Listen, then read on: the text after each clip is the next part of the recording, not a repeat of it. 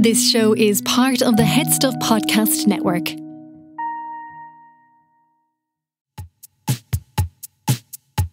Lovely stuff. Hey, lovely, lovely. I tell you what, though, folks, that's bloody nice. That is bloody lovely. Lovely Holland. Lovely touch. Lovely Holland. Lovely touch.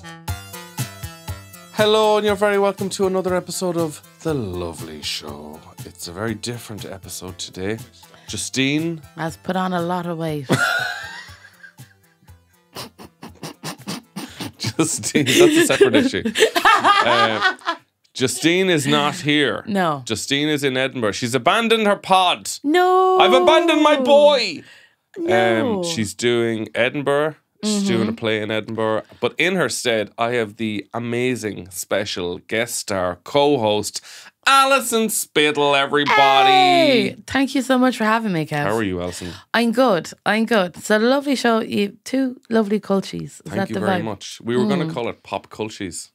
Why not? Justine Were you didn't- afraid? Justine didn't want Culture in the name. She didn't want to scare off the Yanks. That's it, the Yanks or the Dubs. Oh, I know, they're both the same. They've both done horrible things in an imperial fashion. To both countries and the GA. Exactly. Exactly. They cannot be stopped. No. Thank you very much for doing this, by the way. Thank you so much for having me. Yeah. Especially, like, it's the end of the Ivy Gardens Comedy Festival. It is. I imagine you're kind of shook. I am shook, but do you know what was good? You asked me to do this podcast yesterday, and that made me go, right now, no being bold. I You give know? you a purpose. You did give me a purpose. I mean, the flight home should have been purpose alone.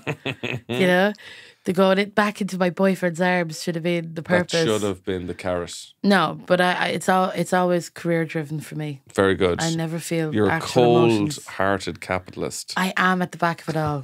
I am, absolutely. How's life?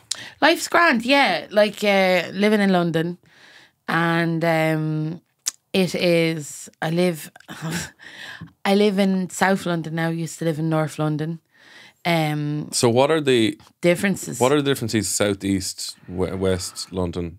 West? I never go to Why? because it's full of posh people. So And, West like, is the posh part. yeah, Okay. yeah. West is like Chelsea and all that type. It just there's nothing of there of interest to me. Okay. You know, But do you want to live there eventually? I would love to live. You'd like to be able in- to afford to live there, but then choose not to. Which part of London would I like to live in? Rathmines, I think. There's a rat mines in London? No, I'm doing a joke about Dublin. So the rat mines would be in West London. Very west. Okay. Yeah. Or So like is South cool? south is cool, but the transport links, you're just getting a bus everywhere, so you're about a half an hour. Like, I know the difference now. This is really of no interest to anyone because I'm sure like a big market is culties listening to this. I think cultures are interested into the transport system of Greater London area. Well, I live near Camberwell, where the former designer of the bus network lived. So it's incredibly well linked Oh. for buses. I love an old bus. So he started with his own gaff. He And then did, he just yeah. had a bus right outside it, and then he made that go everywhere. He's like, well, maybe I'll need to get here. He doesn't think about it. You know what I Okay, mean? he doesn't think about anybody else. I love. That's a smart move. It is a smart move. to wherever the busman set up shop. Absolutely. Yeah. It's like being like a henchman for Drake or something. you So know? when you're famously biracial in terms of Like Drake. England and Ireland, Yes. Yes. like Drake. That's the only thing that connects you to Drake. Yeah, that and we're both paedophiles. Sorry. Famously abusive to women. Well, actually, I've just been banned off Instagram for child endangerment, so maybe we... No way. Yeah, did I tell you about it? No. Oh, Lord. Right. So, what's after happening is, and I'll talk about the biraciality in a minute. So, what happened was, so last week, right, Mm-hmm. a simple old video clip. Now, my reels are disgusting. Do you know, like the Instagram reels, the way the algorithm has been trained. Right. You know, I often get like, I remember once there was this old fella and he's from Manchester or something like that, and he'd take off his, like, every one of his reels would be like this. The Irish are a despicable bunch. And I think he's going for something. But he'd always take off his glasses and then go on a rant. And it would be a rant about the Irish, the Cypriots, or it'd be like, sexy ladies on the TV want to marry me and all this type of thing. And it's like, okay. This lad's definitely on a list. Did he try and kidnap Polly Willoughby or something? I think so. Yeah. I've stayed in I stayed in a hotel with a room called the Holly Willoughby Suite because she stayed in that room. Oh, wow. And had pictures of Holly Willoughby everywhere. Wow. This is before she I didn't realise she was that big. She's massive. Yeah. She's like, she's massive in the UK. So back to, Yeah, you keep getting awful real. Like, I mean, awful reels. Because people complain sometimes like, oh, Instagram, my Instagram is just awful. It's just awful things. But that's kind of your fault. It is. It is the way that I love watching. It's what you send out has been fed back to you. Yeah, I like feral stuff. I like watching fights. Will Ferrell. Will Ferrell, yes. I like watching fights. I like watching, that type of stuff.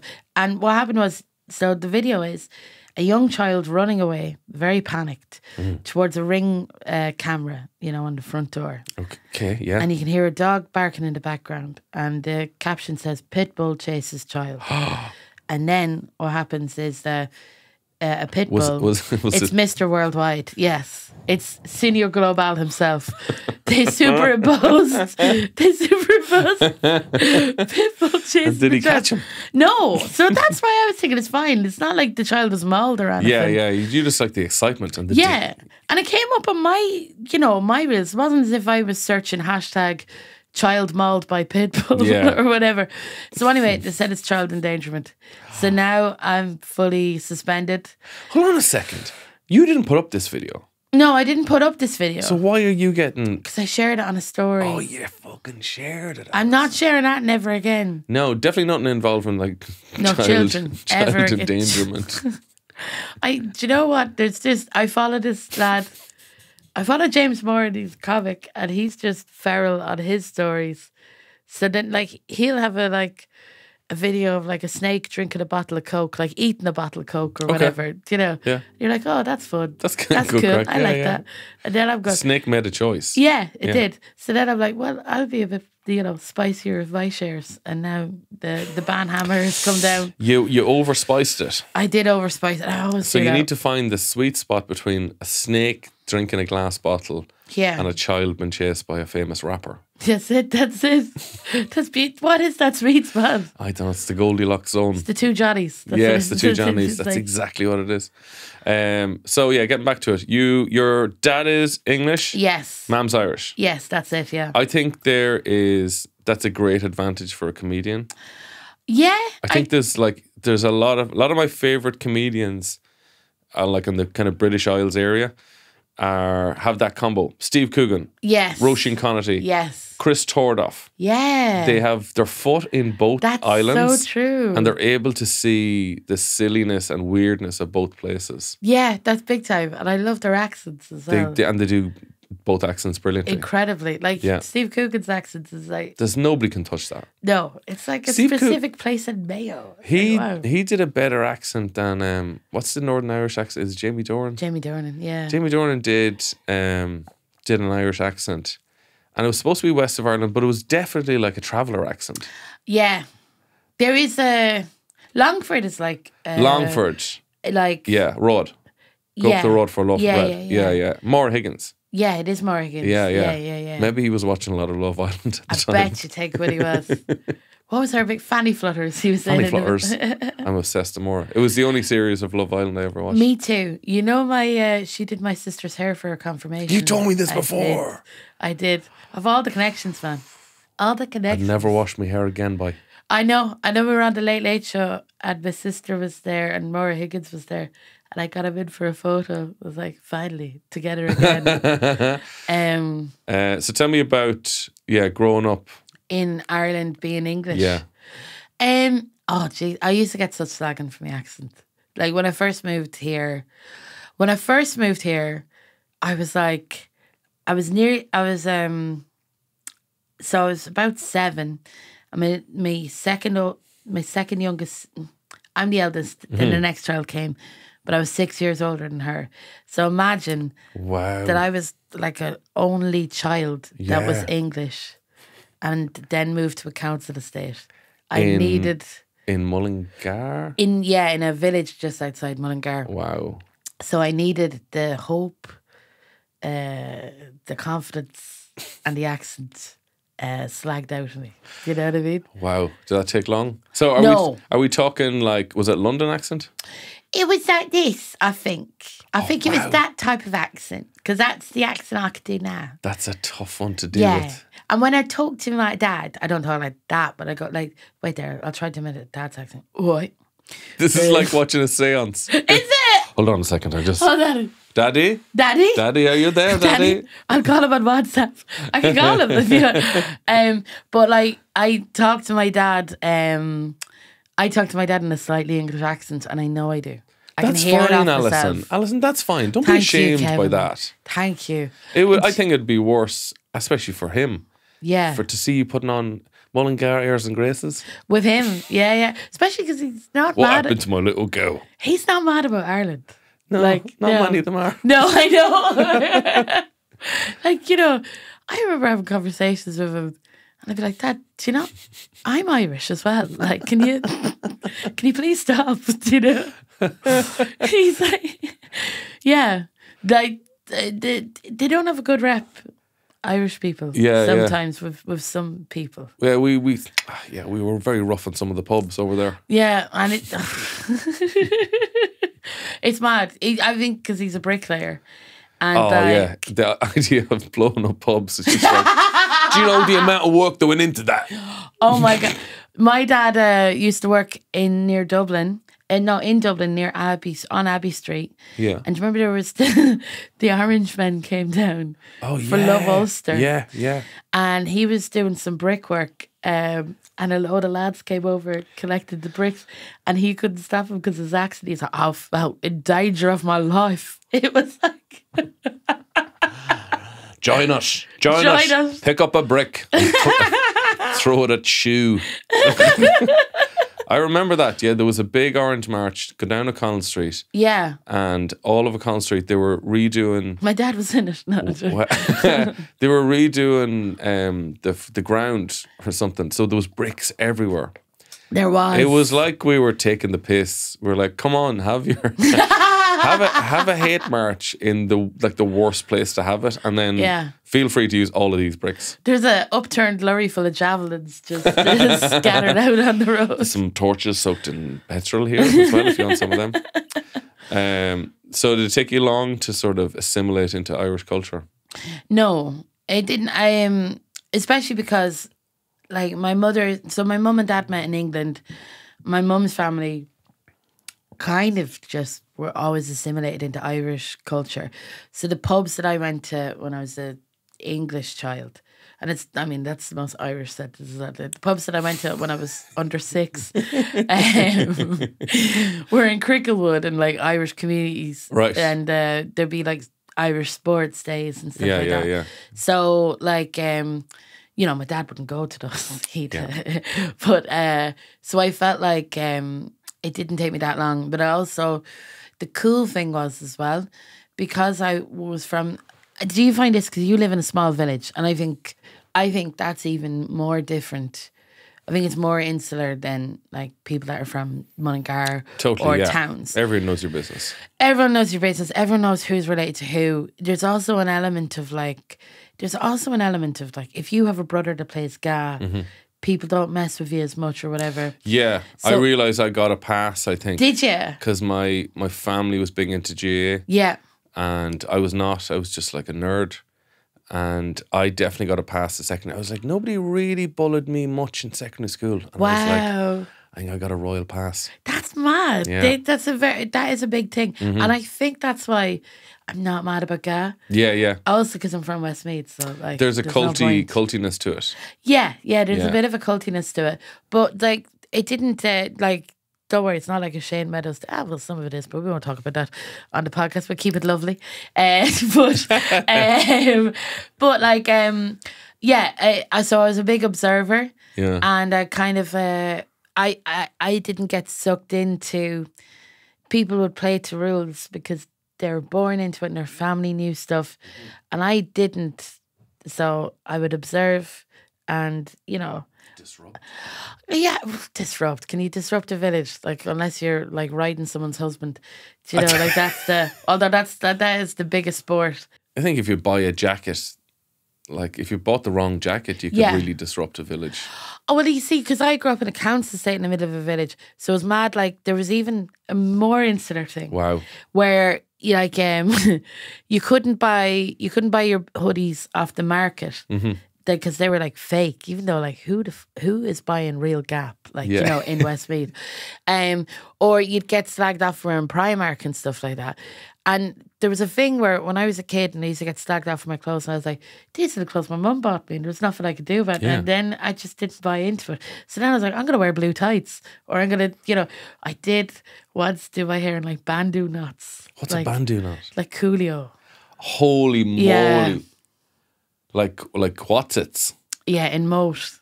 Imagine that. In How Moat did you even Community get that School. organised? I didn't. I did it myself. It wasn't the No best way. looking. Yeah. How did that go down? Well, look. I mean, is this a cancelable offence? I was uncancelable because I was This just is mental. cultural appropriation. Probably is. It probably is. Look, I've said it now. You got an exclusive. It's a bombshell. Yeah. Alison Spittle openly admitting that she dressed up as Coolio with the I did not dress with the up face as paint Coolio. and everything. I did not. I did not. You Minister, I put it to you. Imagine if that's how the Taoiseach gets cancelled. Simon Harris dressed up as Aladdin for a Halloween party when he was 15. At the Fine Gael Youth AGM. This show is part of HeadStuff Podcasts. Here's another show you might like. I'm Grace Alice. I'm a sex educator, coach, and author, and the host of brand new HeadStuff podcast, The G-Spot. The G-Spot is all about having open, honest, sex-positive conversations.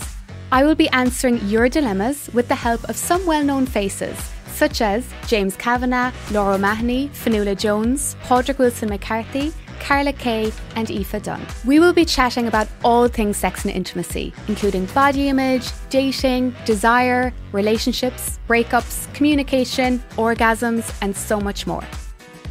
The G-Spot with Grace Alice is out now. Listen on headstuffpodcasts.com or wherever you get your podcasts. Lovely stuff. Because I was kind of, this sounds really horrible, but I was kind of fecked anyway. Yeah. Do you know what I mean? No, I totally get what you're saying. There's definitely a thing in small towns. I was a blow-in. Where you're like, I'm not fitting in, so I'm going to really not fit in. Exactly. And choose. Yeah. This is my choice. And also because I came from an estate, there was kind of like, and the estate knew that there was like a difference between us and the main village. There'd be an element of protection. Right. So they'd be like, oh, Alison's dressed stupid. Yeah, so what? Do you know what I mean? It'd be that like type that. of thing. And we used to have like, I would call it like a community centre, which is an owl lad who used to give us fags and stuff, you know? And we'd go into his Now house. we'd call that a danger to children. Well, yeah, he was grand with me. So, I'm joking. So did you call him? Did you say to your mum, I'm just going out to the community centre? I But you're just going out to honestly- get free fags off an owl lad? Yeah, I think word spread. Yeah. So I think, however, the first child got the free fags off him, word had spread. Yeah. So then we're like, oh, this is cool. And we go in and he would like, he'd put on cowboy movies and we'd Savage. smoke Carol's fags. And because he wouldn't buy special fags for us, we'd have to borrow his fags. Yeah, of course. They Yeah, were yeah. The most tarry fags, the Yeah. most unteenage, you know. Yeah, Benson and Hedge for Yeah, me was like the... proper, like Sweet Aftons. Oh my God, Sweet Aftons. Frank McCourt's dad's fags. Yeah. I've had those in a pinch, like when I was younger, like off a lorry driver. But sorry, back to the fella, the owl lad. Yeah. And so what he'd do every day, so we would watch cowboy movies, play cards, have some cigarettes. This sounds like sort of not the lifestyle of like, what age were you? It was from the age of like 12 to 17. Yeah, this I'd sounds say. like the lifestyle of like a 60-year-old man. Like this is like Walter Matthau Yeah. playing poker, watching cowboy films, smoking Yeah. fags. Yeah, you know what's bad? Do you know he used to eat this every day? He used to go to the shop, bring down a big hock of bacon, microwave it, then get half a sliced pan, batch, and then just mop up the the meat grease. juice and the Oh, grease. wow. And ate it. Yeah, that was the big thing. And smoke a load of fags. And he's how long did he live? not long. He is gone. Yeah, he is. This ham juice fag smoking man is unfortunately no longer with us. No, and he used to tape. Do you remember Pop Carrot on Tina G? Yeah. So he used to tape that, and we used to watch the Because he music knew videos. you liked it. Yeah, and he taped one time because I was a big Morrissey fan.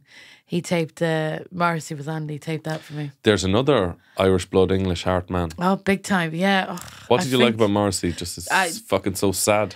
Yeah, and it's Never like got into him. Dr. Zhivago, not Dr. Zhivago. Zhivago's in Galway. Yeah. I remember where I was. Well, I went in to buy a Kanye West CD because I liked Kanye West at the time. And McDonald's were selling a fruit parfait. This is how much I remember about that day. My cousin went to get a haircut. We got the train into Galway. It was so fun. And it was in Zhivago's, and I heard the last half of this album called You Are the Quarry by Morrissey. And I think there was one song, this is the saddest thing. And the lyrics are like, let me kiss you, close your eyes and think of somebody you physically admire. And I was a fat teenager. So I was like, what? Eating the parfait, eating the yogurt, just like... This is my music. Yogurt dribbling down my jumper. And it's like, this is my music. So I bought it. You wouldn't catch Morrissey eating a McDonald's parfait. You would not. You would not. If it was a choice between that and an animal, he'd eat the animal. Oh Lord, but yeah, I got in mad into him, and it just changed me. I was like a cult. Did it change your style? Yeah, it Because changed. you always had very colourful style. And he's not a colourful man. That's true. It changed. Like, what did it change? Well, this is it. I used to think when I was a teenager, because I was such a frigid, that I was asexual. Like, he was the first asexual person I'd heard of. But then I realised later on that it was just because I lived in that village. Like, I wasn't asexual. It's more of a geography-based asexuality. I just needed to get out of Westmeath. Maybe go to Offaly, so when you take like a frigid out of Westmeath, they become... fluid, baby.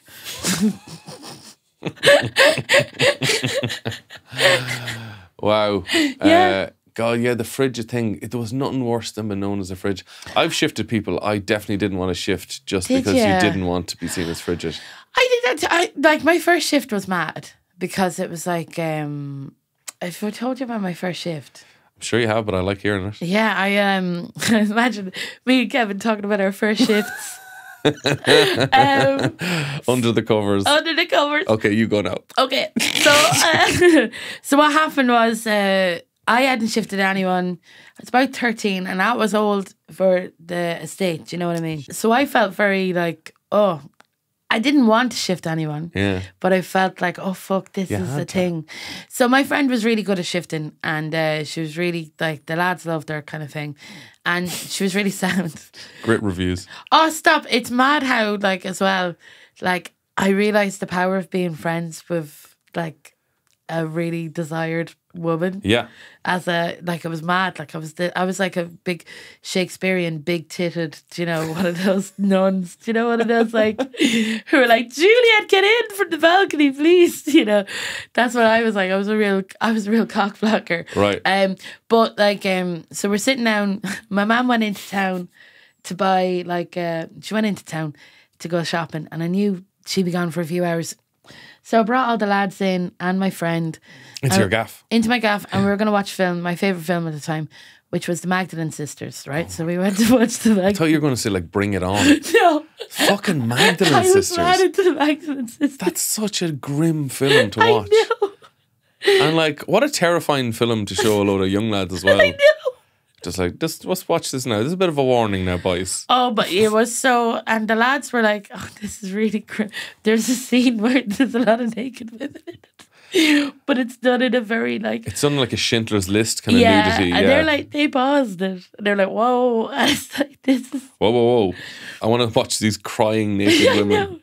I was mad into the Magdalene Laundries when I was a teenager. That was my big special interest. The subject. Was the subject. Yeah. No, I wasn't in favour of it. I was very much You didn't like, go to any, like, Bring It Back marches or anything like that?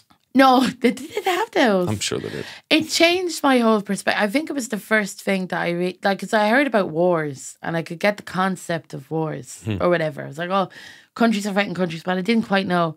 But with the Magdalens, I was like, this is the most like horrible thing I could think of. So it really, I think that changed my personality as well. I became really dour and really into reading. So you've a strange mix of like you dress very colourfully. Yeah. You dress like a very happy person. I do. But yeah, inside, fucking most of these Magdalene people, Central. Magdalene Central. But like dressing mad, like, you know, I was thinking about this the other day. Someone was like, oh, I love your hair clip. I have a lemon hair clip, right? And I said to them, like, oh. You love fruit-based hair accessories. I love it so much, man. I do. I hate the fruit. Love the look.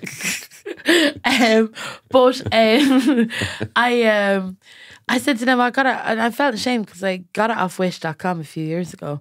Before, I kind of knew in the back of my head that bad things were happening to make stuff that cheaply. Okay, tiny fingers. Tiny fingers. And then I was thinking, like, I said to them, what did I say? I said, yeah, it's off Wish.com, and I was kind of ashamed of it. And I go, there's a lot of human deprivation that's gone into making me look this quirky, hasn't there? So, you know, there has. And a film where you're like, ooh, I'm a bit different. And you're like, the lines of, like, just everything is actually, so even stuff that is happy is actually, there's always kernels of sadness. You're like the opposite of Johnny Cash. Yeah, I am. Yeah. Like he wears black to like reflect the misery in the world. You wear colour to reflect the Yeah, misery I in the know. world. Yeah, I always loved colour, and I always did dress differently. And I think probably why I dress differently as well is I was thinking if I'm gonna get slagged off for not wearing proper labels, I might as well just get slagged off for wearing stuff that's mad. Yeah. And be free in that way. I had a friend who was in art college in Limerick, and I remember at the time, there was a time where like in the news had a lot of scary stuff about Limerick. Right, yeah. There was a lot of that. Stab Yeah. City headlines. They were like, And I was like, how are you getting on? Like, is it dangerous? And she's like, no, anytime like a bunch of threatening lads see me, she would dress very colourfully. yeah. And they're just like, haha, look at this one here. Go away, you clown. And they just Yeah. call her a clown. And they just left her alone because she amused them. That's definitely what I did as well. Like, that's a big thing of Yeah. like, yeah, because no one's gonna square up to me for a fight if I'm like dressed like You're just like the Chiquita banana lady. exactly. Who's gonna fight the Chiquita banana lady? Lovely stuff. So what accent do you speak in England, in London? It depends on who I'm speaking to. Really? Yeah, if you have an accent like my dad, like my friend Red Richardson has an accent like my dad. And I noticed yesterday when we were walking through, like, I was like, that's Copperface Jacks or whatever. You know what I mean? I was saying it like that. And I felt so weird. I don't know what my accent is. What is it? I'd find, well, like I've always seen it as an Irish accent. That's cool. But then I have heard you like on podcasts Oh my Lord. and he's slipping with more British. I have no problem with it. I I'm know, not I know, judging but you at that's all. good to hear. You do whatever you need to survive. If you need to code switch to get a job, Was it off menu? Was it? I can't remember what it was. Oh my gosh! Yeah, I feel. I'm actually getting embarrassed. Yeah, yeah, I do. But when back in the day, like, because I'm in my 30s now, so when I was a teenager, it was just before Bebo. You would get just numbers of people from random towns. Like, friend would go text this lad or whatever. Yeah. I remember I rang a fella once. He was chatting away, and then I said something, and I said it in an English accent. I can't remember what it was. Did it by accident, and he said, "Are you English?" I was like, "Yeah." Well, I said, "No, not really." Well, boop, gone. So Wow. I became very aware of my accent. Oh my in that God. way. Yeah. Are you English? Are you English? Are you? Oh yeah. I'm out for that reason. I'm out. Dragon's dead. Yeah. What is your favourite play? I know you're obviously Play. No, you're obviously very happily in a relationship. Oh yeah. First date. What's your favourite place to bring someone on a first date? If you were, let's say, if you just met Simon, you're back in the scene. Yeah. Where would you go? Where do we go? Are we talking Dublin? Or are we talking just? Dublin or London? Because like before Simon, I wasn't really like date. You weren't a big dater. No, I was in cars. But now that you're a matured woman in her 30s, you know Okay. the scene. You're confident. You know you're making wise decisions now. Where do you bring him on a first date? A date. What elements are we looking for in this Okay, date? Do we want privacy? Do we want... Bobby from Rubber Bandits told me years ago, best place to bring somebody on a first date. Oh, yeah. Wax Museum. Yes, I brought an English woman to the Wax Museum last year. I love it so much. I brought Helen Bauer there. It's a great place. Oh my God, it's amazing. Especially because she's the only English woman I know that can get away with. She's always going, the famine. Woo, woo, woo. Like she's just... I forgot there's a whole section because I brought my kids to it recently. Yeah. And we had been there Oh months my ago God. and they changed the sort of route. Oh. So now you go through you go to the left of the desk, you see Star Wars. Yeah. Sinead O'Connor is now there. I heard there was complaints about that. Yeah. So they made Sinead O'Connor Yeah. for her 1 year anniversary. And she kind of looks like a moody barista in like a goth cafe or something. Oh no. Her eyes are a bit weird and her mouth is a bit... It doesn't really look like her at all. They never can capture the essence. do they? No, it's very hard. And I like how there was just so much slagging. Like they come out and they're like, we're very proud to announce new Sinead O'Connor, and then slag. And they're like, all right, we'll fucking give another go. Thanks very much, lads. That makes me feel great. Melt her down. Yeah. And then you go through all the celebrities and the fictional characters. They have Arnold Schwarzenegger as Dr. Freeze. Dr. Freeze. Yeah. Still there. His most famous role. Then when you see all the fun stuff, they make you walk through Irish history. Yes. Starting with like a famine house, and it is the grimmest thing I've ever seen. Who was like, do you know what we should commission? A waxwork of a dying child. Do you know like, what? At the family. That child looks too healthy. I know. It is so heartbreakingly grim. Do you think they were like, we only have a certain amount of wax? So what should we depict? We need some of that wax for Ryan Tubridy's ears. Can we take some of the belly fat off that dying child? Yeah. It's a fun place It's totally great. to go on a date. Yeah. Because you're laughing about it. You're having a laugh, you're chatting. It's lots of room for chats. Cinema, you don't chat. That's true. And you can't, like, people who bring first dates to comedy clubs Oh my God. need to be shot. They're the worst. They are the worst. Because like you as a comedian, you're like, how long are you going out? Ooh. I feel like 20% of a comedian's job is just to go, are you riding? Yeah. Or, you know? Or, Yeah, there's definitely hack things that we all do we all when we're do it, chatting to yeah. a couple. No ring? And it's like, how long are you going out? Oh, he looks at her. He doesn't know. I know. That's mad, isn't it? She knows. Lovely stuff. What's the worst date you were ever on? Sure. I did stand up about this, I'll tell you. Yeah, go on. Like, so went to... So the Harriers, did you go to the Harriers? You lived in Longford, so you were like a bit too north. The Harriers is an underage disco attached to an athletics club in Offaly. Right. And it would get, so people from Westmeath would go, Roscommon, everywhere to get to this place. And Harriers is a strange name. oh my God, it was an even stranger environment when I looked back, because there was so imagine it's an underage disco, and there's a pub attached to it, but the pub can't be attached by any door because, the underage people aren't allowed in the pub. Sure. But there's a glass kind of like window, like a large window, where people who are just drinking in the pub can look in at the underage disco. What type of clientele do you think we're drinking in that pub? Now, keep in mind as well, right? This was not in a residential area. This was in an athletics club. So it's not no one's local. You have to go out of your way to go there. You have to drive there. You have to drive there Yeah. and drive back after your big letter of points. So it's an athletics club, underage disco, Yeah. pub beside it. Pub, but a sort of pub attached to it, in it. And a viewing panel. Exactly. It was like The zoo. like an aquarium for like Pedophiles. Yes. You can say it. Yeah. And are they allowed to feed the children? Is there like signs up in Dublin Zoo like, please do not feed the underage They can rub their children? bellies. They can rub their bellies. And so I was in the smoking area of this underage disco, which again was a big. It's fine to have a smoking area. Yeah, we need to provide an area for the children to smoke in. It needs to happen. And do you know what happened? So I was a fat teenager, and for 1 year I was thin. I lost a lot of weight, and but I still had the mentality of a fat person. Oh wow! So this fella came up to me and he was like, going out on the date, and I was like, what is this kind of thing? And he said he told me he had a car, and all of my friends before that, if you had a fella with a car, it was social stratosphere. Yeah. It was amazing. It was like marrying a doctor. Seriously, the nearest I got to having a fella with a car was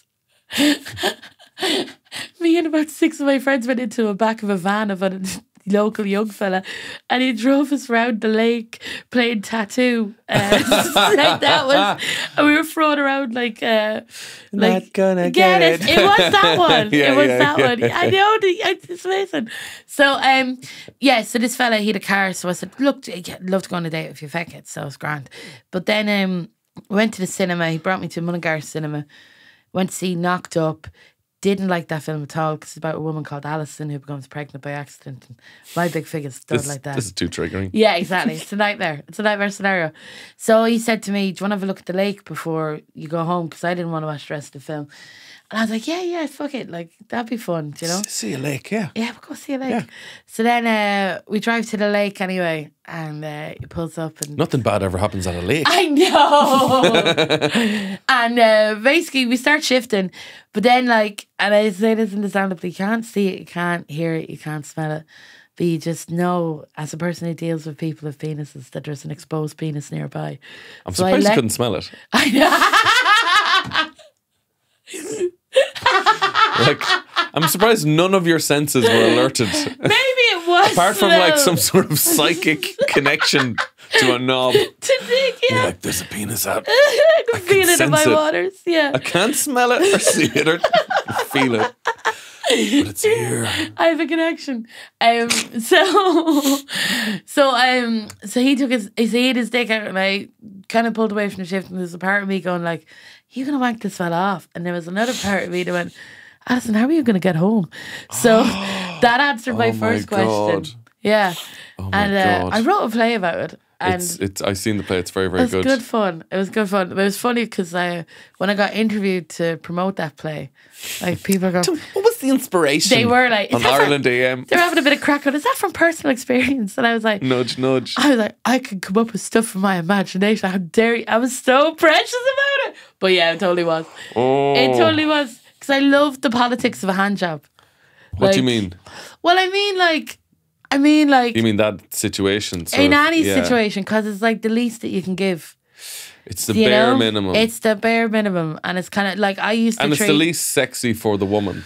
Big time. I used to treat it like milking a cow. Like Yeah, genuine. yeah, draining a cyst or something. That's what I called my paramours at the time. I went there till I drained this cyst. Yeah, there's no sex act that there's more of an imbalance Yeah. between enjoyment of both parties. Because you can do stuff. You can think about, like, while you're giving a text. hand job, you can think. You can text with the other hand.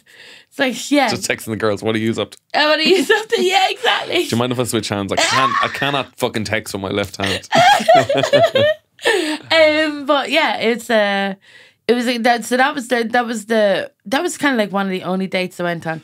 Or I did meet. I can see why you would not be a big dater after that. I know. I was such a.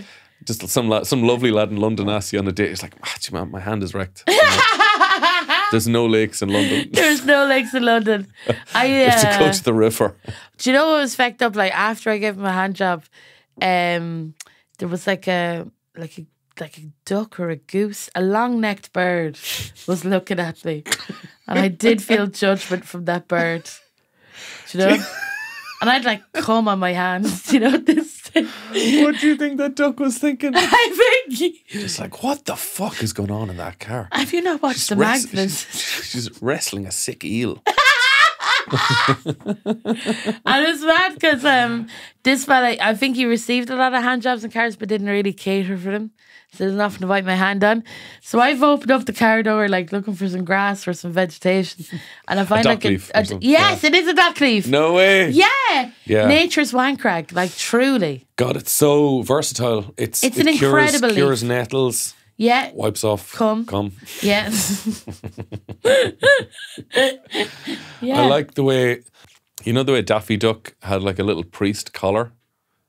I do Do you remember Daffy that. Duck Yeah, had a weird little priest collar. yeah. I hope that's what the duck looked like, and he Like- was just giving you like Catholic judgment, just like, you disgusting girl. You disgusting. I'm gonna watch more this film. Yeah, that's a pretty rough date. Yeah. I love the countryside so much. I do talk about, like, I just go, you know, there's suicide and there's all this type Yeah. of stuff. But it's such a big part of being a culture, Yeah. I feel. And I do feel that I think my identity anyway, I've always been weird about, like, what am I or whatever. I'm a culture. Yeah. Like, you know, if you grow up as, like, I did, you are a culture. So that's it. When So- was the first time you felt funny? Probably I moved around school a lot, so different schools, yeah. And like I was always like the English one or you know the new one. Yeah. So I think the first time I felt funny was the first time I was told I was funny. I was about 9 or something like that, and I had a little Jack Russell, and the Jack Russell went running out of the house out into the estate. And it was just barking at anything bigger than it or whatever. And it was barking at a moving lorry towards it. And I shouted out I said, Lucky, what did I say? You're not going to win. Stop. And like my mother laughed. That's like, You're not going to win. And his Yeah. name was Lucky. Lucky. And Lucky did get knocked down by a car, yeah. And that's the never call your dog Lucky because people will take you up on that. I think cars will swerve towards the dog. This fucking. Let's see if your luck will run out. Let's make this ironic.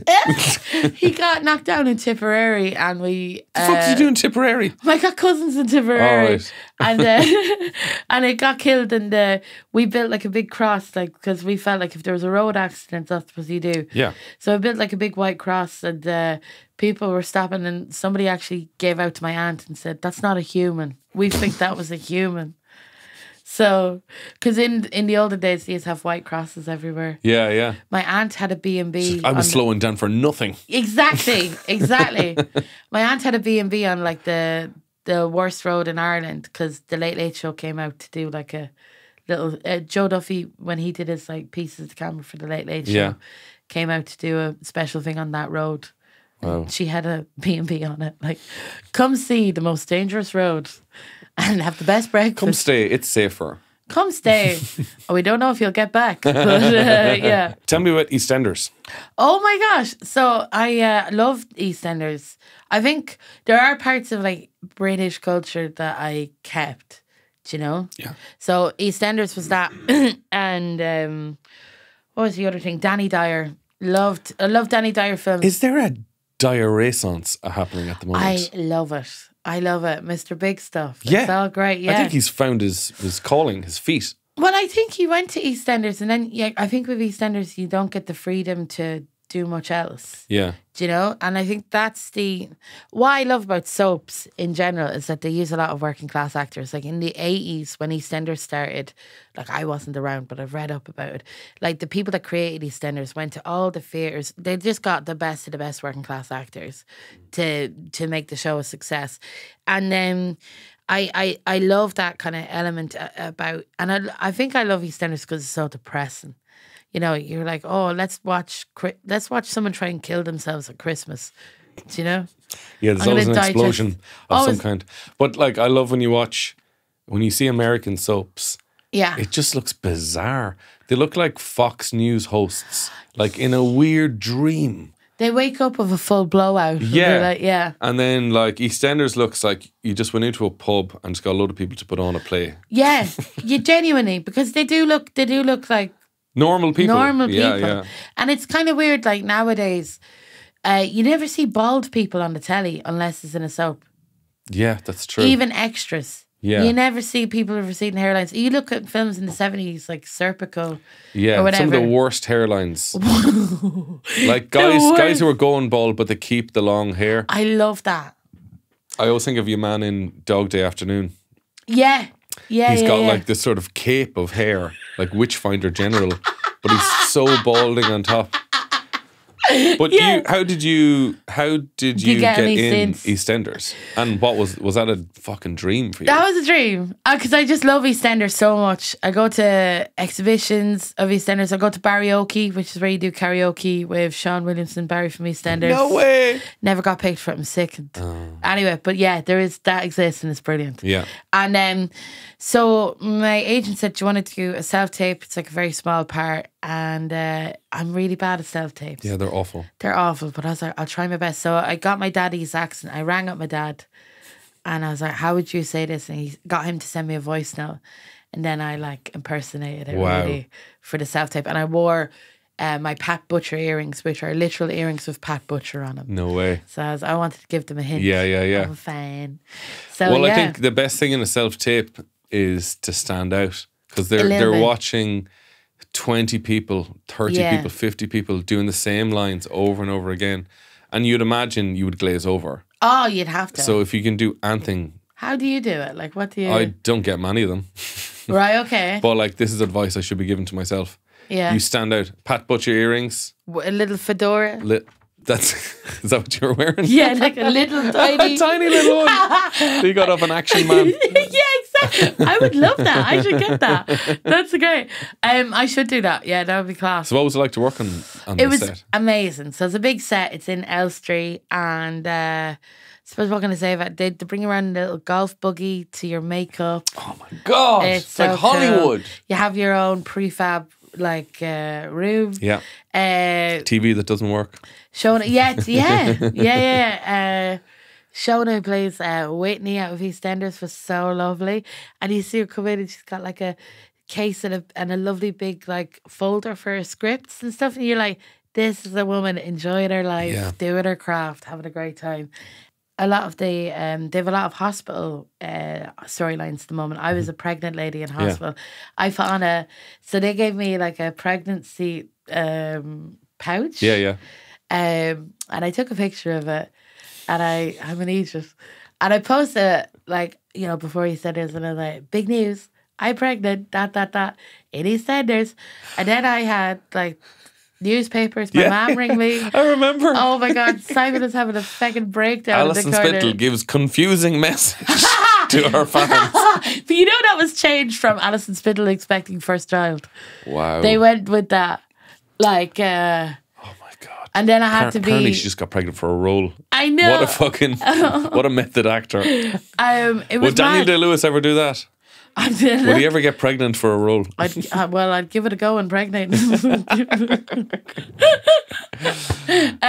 So yeah, I got like a lot of newspapers were getting in contact. My mum was like, "Why wouldn't you tell me first?" I was like, "Oh look, this is the fake." I've become such a star. I'm going to tell the newspapers before my mother. Oh my God. Oh my God. And it's weird because like I got loads of likes on it, and then I was like, maybe you should get pregnant. Maybe people will like Could you. be a finally. really good career move for me. Yeah. Maybe I could get pregnant, have kids, and then just do jokes about how I regret having kids. That's That's what all dudes do. And women. Lovely stuff. Anyway, I shifted 4 lads on the one day that I got my first shift. That was the... What the fuck? Yeah, What, you just got addicted to it? No, what happened was, so we finished watching Magdalene Laundries, and my friend paused the video and goes, lads, like, I know you're here. Like, don't worry, I'm going to shift every last one of you. But Sounds like a fucking threat. I know. Did you say this as you're locking the door? All right, gentlemen, we all know why we're here. But if you want to shift me, Alison hasn't had her first shift yet. And if you want to shift me, you're going to have to shift Alison first. Wow. Yeah. So she's that Mother Teresa. It's a 2-for-1 deal. Absolutely. Absolutely beautiful. And I was eating the curry cheese chips in the corner going, what? Like, I did not know about this plan. All right. No, I wasn't I was like... wondering, I didn't think that would be good prep. Kevin, if I knew about the plan, I wouldn't be showing the Magdalene sisters, would I? You'd be showing them Bring It On. I'd be Bring It On. Yeah, I'd be like, yeah. So, and then the lads went into the corner, had a chat, and they were like, all right, we'll do it. Like, I'll make that deal. I'll make that deal. So I had to go at the side of my house and I had to stand up on a pile of bricks because I was so much short. Lads go through growth spurts. So there wasn't a big age difference, but they were significantly taller than me. So I had to go stand on a pile of bricks at the side of my house. Pile of your daddy's bricks. Pile of my daddy's bricks. And then there was a queue. So I just shifted through them. And the first fella was like, don't be getting any feelings from me now. I'm only shifting you to shift your friend. And I was like, don't worry. I'm aware of the deal. I'm aware of the deal. I saw the deal. I was there when it was proposed. I was in the room when it happened, the deal. And then the next fella. Love the confidence of that guy as well. Like, I know. Don't fall in love with me, right? You're grand. I'll break your heart. I'll break your heart. And he break his head off a hurl. Like, it's like, and the next fella that shifted me, he shifted me with such force. Like the tongue movements were like mad, like I could feel. They went, and then he spat out a bit of chip, and it landed on my shoe. And I vowed never to shift again. I was like, done. That did make me a frigid for like years. Years. I became the administrator rather Did you than feel you got better technically with each shift? Like, oh God. Like, did your skill increase upon each shift? It's mad because like I feel like my mouth just became a fuller petri dish. Right. Of just culchy spit. Yeah. Do you know? Did it? Jesus, that's a good question. I don't know. I'd say probably out of the 4 shifts.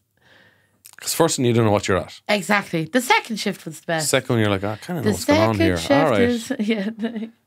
And then you just have to do it 2 more times. I know, yeah. Well, I think that's a wonderful time to end the discussion. Beautiful. Alison, thank you so much for coming on the lovely show. I'm so happy I'm very happy for you and Justine. I think this is a great combo. Thank you very much. Yeah. She's a lovely person. And I really love, I love Shane Clifford. I just love Colchies doing comedy who are a bit mental. And you both are. I'm sure she would, you know what I mean? Yeah, it's a nice club to belong to. belong That's to. what I love about Justine as well. It's like there's a hint of madness to her.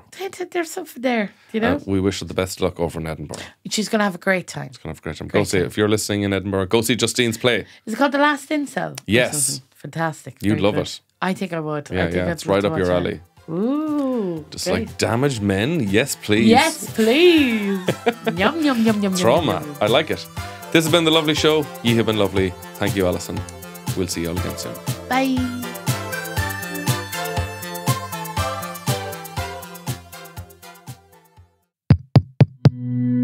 This show is part of the HeadStuff Podcast Network, a hub for the creative and the curious. Shows are produced in association with HeadStuff and the Podcast Studios Dublin. Find out more or become a member at headstuffpodcasts.com.